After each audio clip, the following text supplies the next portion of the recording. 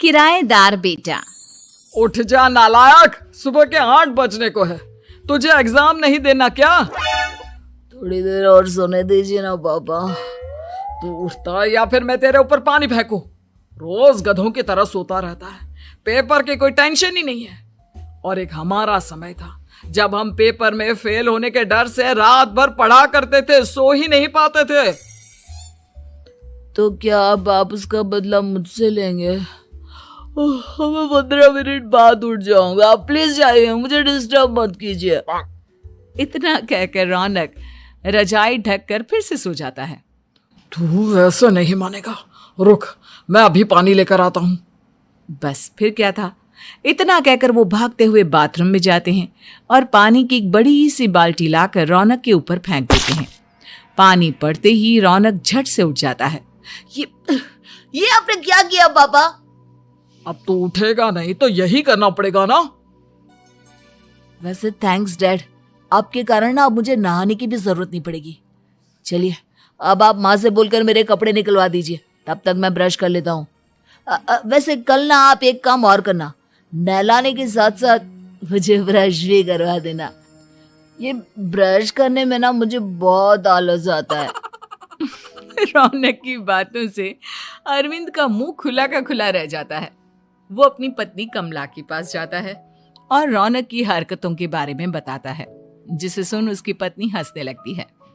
तुम अपने बेटे को समझाने के बजाय हंस रही हो। रौनक बच्चा है, धीरे धीरे सुधर जाएगा, आप क्यों उसके पीछे पड़े रहते हो? अभी नहीं सुधरेगा तो कब सुधरेगा? 10वीं क्लास में है रौनक, वो अब कोई बच्चा नहीं रहा। अरविंद की इतना बोलते ही वहां रौनक भी आ जाता है। क्या डैड, मैंने आपको एक काम दिया था, वो भी नहीं हुआ आपसे। अरे क्या हुआ बेटा?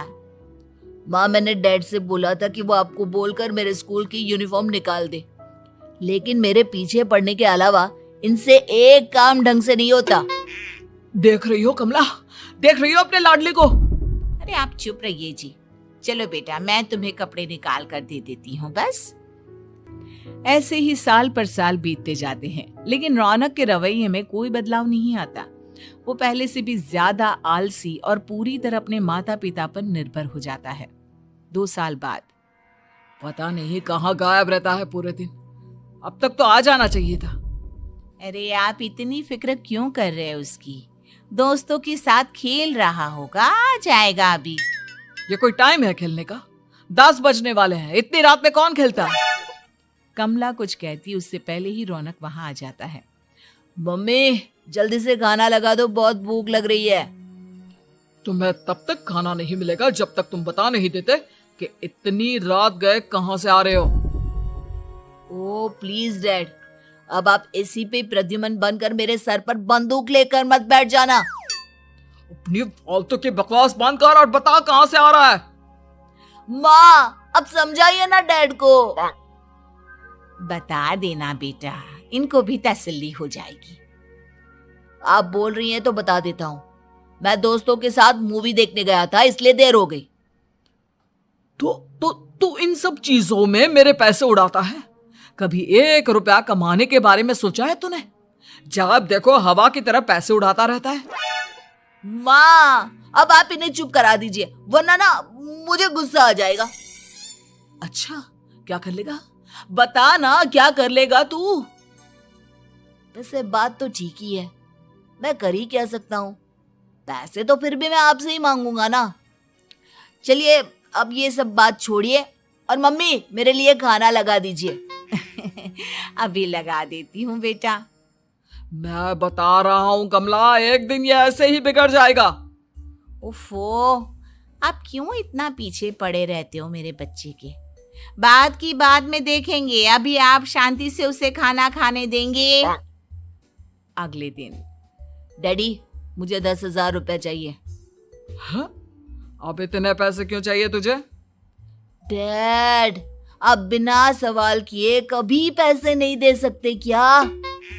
जब तक तू बताएगा नहीं तुझे पैसे भी नहीं मिलेंगे। अरे अब आप अपने बेटे को पैसे भी नहीं दे सकते?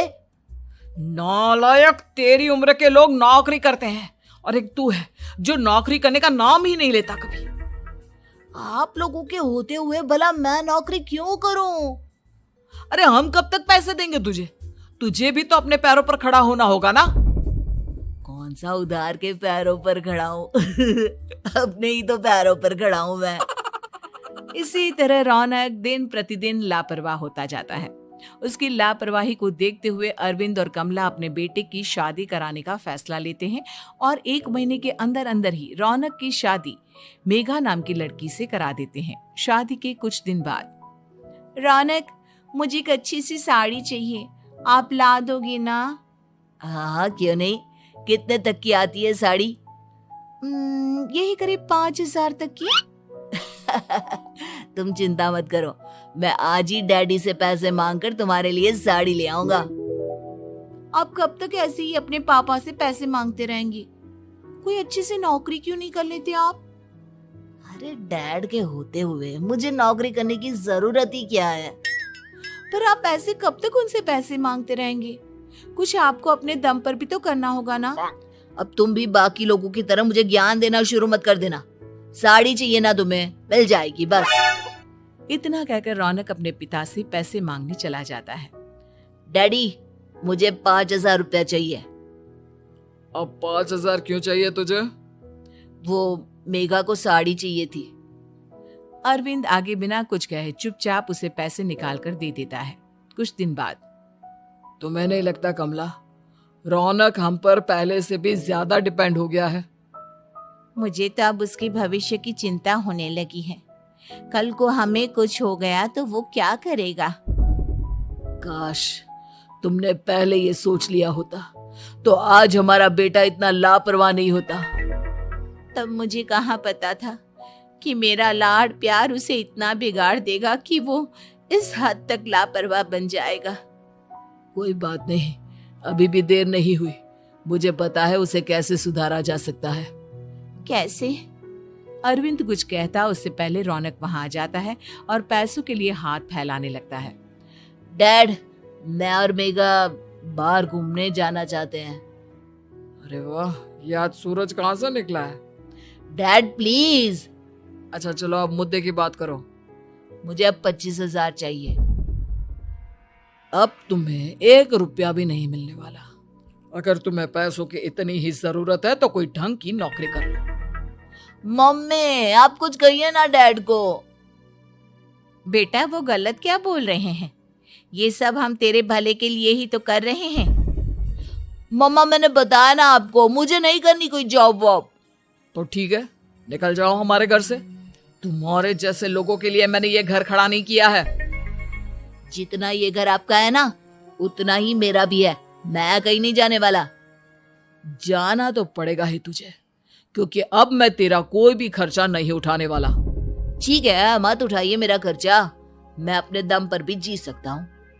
तो बेशर्मों की तरह अब तक यहाँ क्यों खड़ा है? अपना सामान ले और निकल जाए यहाँ से। रौनक पैर पटकते हुए वहां से चला जाता है।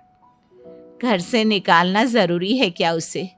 बिना पैसों के कौन रखेगा उसे किराए पर? अगर उसका भविष्य सुधारना है तो हमें अपने दिल पर पत्थर रखकर ये कदम उठाना ही होगा। दोनों बात कर रहे होते हैं कि रौनक अपनी पत्नी के साथ एक बड़ा सा बैग लेकर घर से निकल जाता है, लेकिन घर से बाहर उसे कोई भी मुफ्त में अपने घर किराए पर नहीं रखता। अंत में थक हार कर वो फिर से अपने घर चला जाता है। क्या हुआ? थोड़ी देर पहले तो दहाड़ते हुए घर से निकला था, अब क्या हुआ? नहीं रखा ना किसी ने तुझे किराए पर? डैड प्लीज, मैं कुछ दिनों में कोई अच्छी सी नौकरी शुरू कर दूंगा। आप तब तक तो हमें रख लीजिए प्लीज। सुबह से रात हो चुकी है लेकिन कोई हमें रखने को राजी नहीं है। अब आप ही बताइए, इतनी रात को मैं मेघा को लेकर कहाँ जाऊंगा? ठीक है ठीक है, बहू की वजह से मैं तुझे घर पर रख रहा हूँ, लेकिन तू इस घर में एक बेटे की नहीं बल्कि एक किराएदार की हैसियत से रहेगा। 3 महीने है तेरे पास। इन 3 महीनों के अंदर अंदर मुझे तेरी पहली तनख्वाह हाथ में चाहिए, समझ गया? पक्का डैड, इन 3 महीनों के अंदर अंदर तो कोई बढ़िया सी नौकरी ढूंढ ही लूंगा मैं। ऐसे ही धीरे धीरे समय बीतने लगता है और अरविंद के दिए 3 महीनों में से 2 महीने बीत चुके होते हैं।